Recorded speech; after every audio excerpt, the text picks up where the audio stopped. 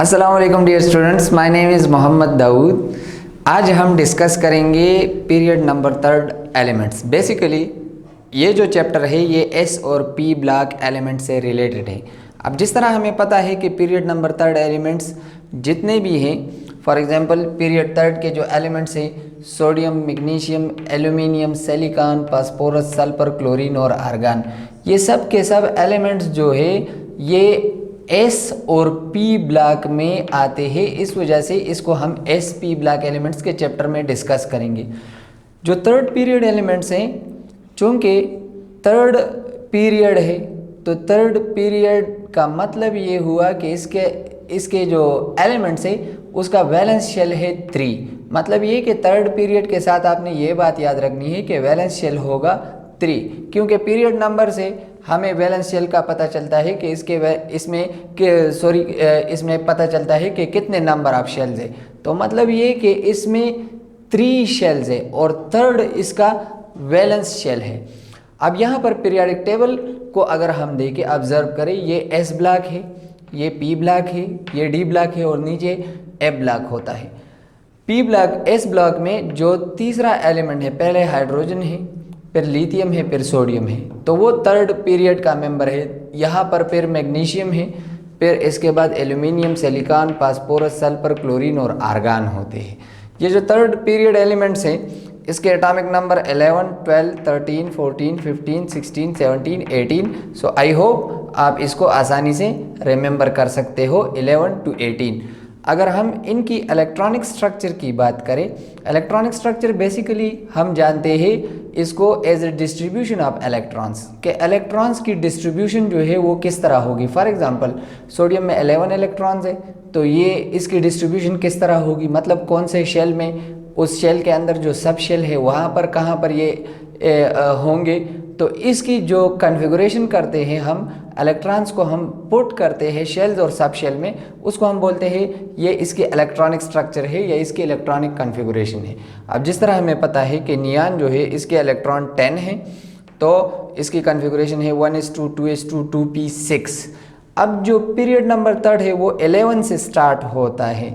मतलब ये कि 11 से पहले मैं नियान लिख सकता हूँ। फॉर एग्जांपल सोडियम की अगर आप देखें, सोडियम की कन्फिगुरेशन होगी नियान 3s1, क्योंकि नियान 10 है और फिर third shell 3s1। Similarly magnesium का नियान 3s2 क्योंकि 12 है तो 10 to 12, इस तरह 10, 3, 13, 3s2, 3p1 है।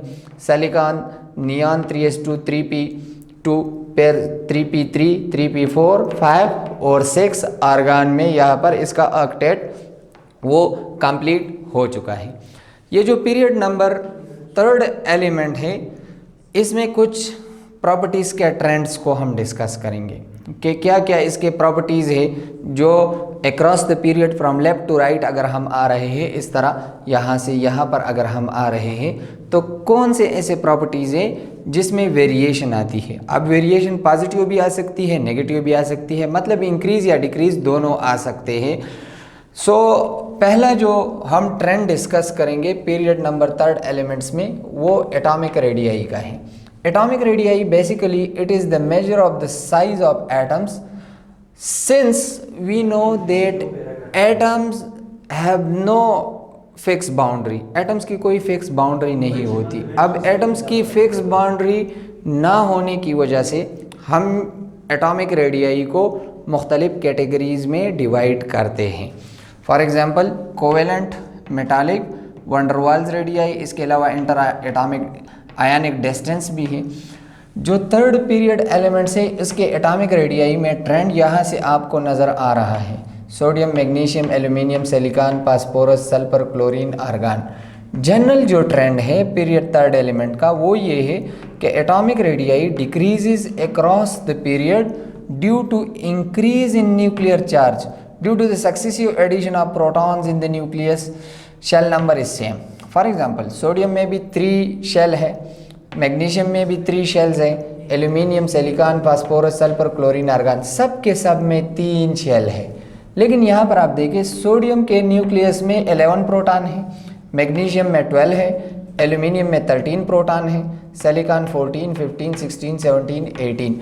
अब सेम शेल है और न्यूक्लियर चार्ज उस पर बढ़ रहा है। अब अगर शेल वो सेम है, वही थर्ड शेल है, लेकिन न्यूक्लियर चार्ज बढ़ रहा है, तो न्यूक्लियस का जो न्यूक्लियर अट्रैक्टिव फोर्स होगा वो ज़्यादा पड़ेगा, जिसकी वजह से एटॉमिक रेडियाई ग्रेजुअली वो डिक्रीज होगी due to the increase in the nuclear attractive force. लेकिन यहाँ पर अगर आप देखें, आर्गन की एक्सेप्शन है कि आर्गन सोडियम की एटॉमिक रेडियाई वो ग्रेटर है than magnesium, greater than aluminium, silicon, phosphorus, sulphur, chlorine, यहाँ तक मामला ठीक है। लेकिन आर्गन की एक एक्सेप्शन है, इसको सबसे लास्ट में डिस्कस करेंगे। लेकिन पहले हम जानते हैं कि एटॉमिक रेडियाई जो है इसके कौन कौन से टाइप्स वो है। फॉर एग्जांपल पहला है कोवेलेंट रेडियाई। कोवेलेंट रेडियाई हम कहते हैं कि half of the distance between the nuclei of two same atoms bonded through covalent bond. For example दो एटम्स हैं जो एक दूसरे के साथ कोवेलेंटली बॉन्डेड है और वो सेम है, तो उनके न्यूक्लियाई के दरमियान जितना भी डिस्टेंस है, अगर उस डिस्टेंस को मैं हाफ कर लूँ तो वो उस एटम के लिए वो कोवेलेंट रेडियाई आ जाएगा। अब मेटालिक रेडियाई क्या चीज़ है? It is half of the distance between the nuclei of two adjacent atoms in metallic cluster. अब जिस तरह हमें पता है कि मेटल जो कैटायंस होते हैं वो मेटालिक क्रिस्टल में जो इसका जो क्रिस्टल लेटस होता है मेटल्स का, उसमें वो इस तरह फिक्स्ड पोजीशन पर वो पड़े होते हैं। अब दो मेटल एटम्स के दरमियान जितना डिस्टेंस है, अगर उसको हम हाफ कर ले तो उसको हम बोलते हैं मेटालिक रेडियाई। तीसरी टाइप जो मैंने यहाँ पर मेंशन की है वो है वंडर वाल्स रेडियाई की। Van der Waals radii is the half of the distance between the closest part of two atoms of an element which are not chemically bonded through ionic or covalent bond. For example, यहाँ पर noble gases को मैं mention करूँगा जो helium, नियान, argon, जेनान, krypton है। ये जो gases है ये गैसेस केमिकली इनर्ट होते हैं। इनर्ट का मतलब है कि ये रिएक्शन नहीं करते। अब रिएक्शन ना करने की वजह इसके जो वैलेंसी शेल है, जो वैलेंस शेल है वो कंप्लीट है। अब वैलेंस शेल अगर इनका कंप्लीट है और ये रिएक्शन नहीं करते तो ये एक दूसरे के साथ बॉन्ड किस तरह बनाते हैं? These are basically bonded through weak van der Waals forces. ये बिहेव करते हैं as a monoatomic molecule. For example एक हीलियम है, दूसरा हीलियम है, तो ये इनमें डिस्पर्जन फोर्सेस होती है जिसकी वजह से ये बॉन्डेड होते हैं। तो अगर दो एटम्स है जो एक दूसरे के साथ लंडन डिस्पर्जन या वंडर वाल्स फोर्सेस के थ्रू बॉन्डेड है, तो उनके क्लोजेस्ट पार्ट के दरमियान जितना डिस्टेंस होगा उसको अगर हम हाफ करेंगे तो वो वंडर वाल्स रेडियाई होगा। फॉर एग्जांपल यहाँ पर मैंने मेंशन किया है कि सोडियम, मैग्नीशियम, एल्यूमिनियम ये मेटल्स है, तो इसको हम डिस्कस करेंगे एज अ मेटालिक रेडियाई। इसकी एटॉमिक रेडियाई वो मेटालिक होगी। सिलिकॉन, फास्फोरस, सल्फर, क्लोरीन इनमें कोवेलेंट बॉन्ड बनता है, तो इसलिए इसके लिए हम डिस्कस करेंगे कोवेलेंट रेडियाई। और जिस तरह मैंने आपको एक्सप्लेन किया कि आर्गन जो है चूँकि ये नोबल हैं, केमिकली इनर्ट हैं, कोई बॉन्ड नहीं बनाता, तो इसके रेडियाई को हम डिस्कस करेंगे as a van der Waals radii. Now अब क्वेश्चन ये अराइज होता है कि आर्गन की जो रेडियाई है वो क्यों ज़्यादा है एज़ कम्पेयर टू क्लोरीन? अगरचे आर्गन में 18 प्रोटॉन है, तो उसके लिए यहाँ पर मैंने लिखा हुआ है कि covalent and metallic radii can't be compared with van der Waals radii as both are measured.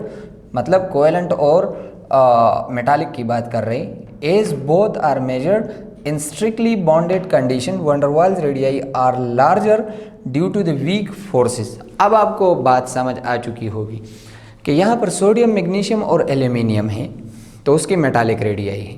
फिर उसके बाद सिलिकॉन, फास्फोरस, सल्फर और क्लोरीन है, तो उसकी कोवेलेंट रेडियाई है। अब मेटालिक और कोवेलेंट को अगर हम कंपेयर कर रहे हैं और हम कह रहे हैं कि ये क्रॉस द पीरियड वो डिक्रीज आ रहा है, तो वो तो कुछ हद तक ठीक है, ज़्यादा डिफरेंस नहीं है इसके स्ट्रेंथ में। लेकिन इन दोनों को हम वंडर वाल रेडियाई के साथ तो कंपेयर नहीं कर सकते। वंडर वाल रेडियाई तो बहुत वीक होता है, चूँकि बहुत लार्जर होते हैं, क्योंकि उनमें जो वंडर वाल्स फोर्सेस होते हैं वो बहुत वीक होते हैं। अब फोर्सेस अगर वीक है तो एटम्स डेफिनेटली एक दूसरे से दूर होंगे। अब अगर दूर होंगे तो डिस्टेंस ज़्यादा पड़ेगा। अब उस डिस्टेंस अगर ज़्यादा है तो उसका हाफ भी ज़्यादा आएगा। डेफिनेटली आर्गन की रेडियाई जो है वो ग्रेटर होगी। दूसरा जो इम्पोर्टेंट पॉइंट है कि इसको हम इस तरह भी एक्सप्लेन करते हैं कि due to the complete octet repulsion of electron takes place and size increases. अब चूंकि आर्गान की कन्फिगुरेशन अगर हम देखें तो वो नियान 3s2 3p6 है। मतलब ये है कि इसके जो वैलेंस शेल है उसका ऑक्टेट कंप्लीट है, इसके वैलेंस शेल में 8 इलेक्ट्रॉन कंप्लीट है। अब अगर इलेक्ट्रॉन कंप्लीट हो, वैलेंस शेल जो है वो कंप्लीटली फिल्ड हो, तो पेयर्ड इलेक्ट्रॉन जो है वो फिर रिपल्जन करते हैं। अब ज़्यादा रिपल्जन होने की वजह से इसका साइज़ जो है वो इंक्रीज़ हो जाएगा। I hope you understand these things. इंशाल्लाह नेक्स्ट वीडियो में हम डिस्कस करेंगे trends in first ionisation energy of period number 3 elements. So stay tuned, thank you very much.